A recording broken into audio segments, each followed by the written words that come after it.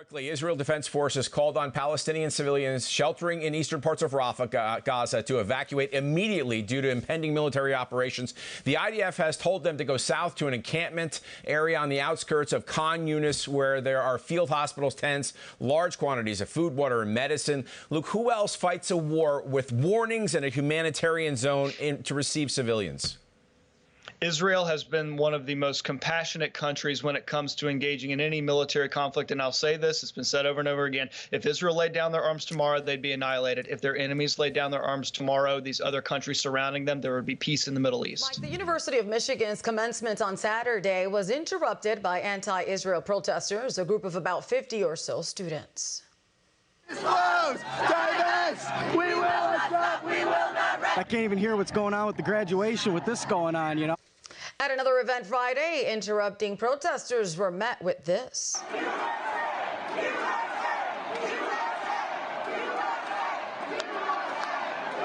But a very alarming truth about all of this is emerging. Left-wing groups behind radicalizing anti-Israel protests are being exposed. Intifada revolution!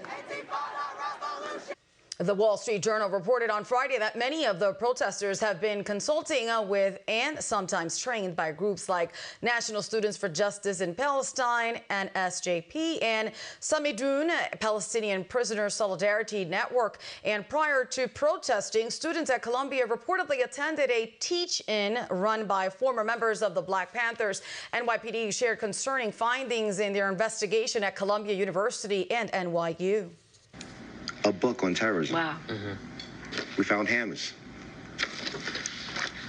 helmets, goggles. And that looks like all new stuff. This is, who's paying for this? Yeah. Was there a fire sale on this stuff? Florida's Republican Senator Marco Rubio says he gave Joe Biden one solution over 6 months ago. Joe Biden, very early on, should have said, as I asked him to do back in October, if you're in the streets of the United States, you're here as a visitor on a visa. Okay, you're not an American. You're here on a visa, and you're here to teach, or you're here to go to school, and you're out there chanting on behalf of Hamas and Hezbollah and these terrorist groups, who, by the way, also hate America. We should revoke your visa. And it took days to hear from Columbia University President Minouche Shafik about what took place in the encampment and at Hamilton Hall. But finally, on Friday, she spoke out. These past 2 weeks have been among the most difficult in Columbia's history. The turmoil and tension, division and disruption have impacted the entire community. No matter where you stand on any issue, Columbia should be a community that feels welcoming and safe for everyone. We tried very hard to resolve the issue of the encampment through dialogue. Many people who gathered there were largely peaceful and cared deeply about the humanitarian crisis in Gaza. Shafik went on to say the university made a sincere and good offer to meet some of the students' demands, but it was not accepted. On Tuesday morning, New York City police in riot gear seized control of Hamilton Hall. And just this morning, Columbia University announced that it would cancel its university-wide commencement ceremony scheduled for May 15th. The Ivy League school will instead have school-level ceremonies where graduates will be honored individually.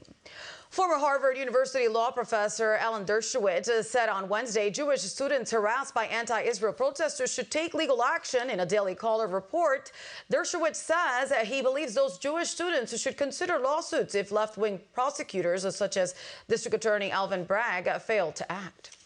One thing good about a civil lawsuit is you get discovery. So we'll sue if we can find a plaintiff who was hurt. Could be Jewish or not Jewish, doesn't really matter.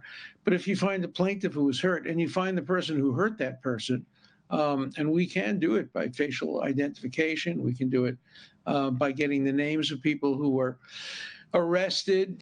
Dershowitz is organizing legal representatives to help with an effort called Hurt a Jew, We Sue You, in response to incidents like the one at Columbia University. In a startling disclosure in the Donald Trump classified documents case, Special Counsel Jack Smith's team has admitted to tampering with crucial evidence and misleading the court in the process. According to Just the News, Smith's team, in a legal filing on Friday, admitted to the altering of the order of documents in some of the boxes seized released by the FBI from Trump's Mar-a-Lago estate that resulted in one chronology that was digitally scanned and the other, which was the physical order of the documents in the boxes. In a footnote in Friday's filing, Smith's team essentially admitted to misleading the court, writing, quote, "The government acknowledges that this is inconsistent with what government counsel previously understood and presented to the court. Legal experts see this as evidence tampering akin to past scandals like Watergate and Iran-Contra." Tim? Fewer conservatives are calling for the resignation of Kristen Clarke, head of the Justice Department's Civil Rights Division, after a 2006 arrest came to light via a Daily Signal report last week. Clarke denied the arrest to Arkansas Republican Senator Tom Cotton during her 2021 nomination hearing.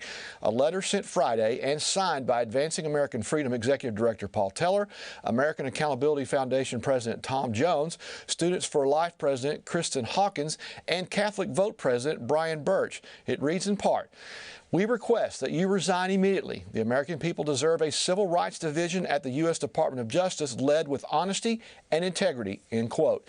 The conservative leaders went on to say that since taking over the Civil Rights Division, Clarke has weaponized the DOJ with initiatives like the FACE Act against pro-life Americans. The arrest Clarke is accused of denying had been reportedly expunged before her 2021 nomination by Joe Biden to head the DOJ. On Wednesday, Clarke reportedly confirmed to CNN that she did not disclose the arrest and expungement, alleging that her ex-husband had domestically abused her, an accusation the ex-husband denied to the Daily Signal.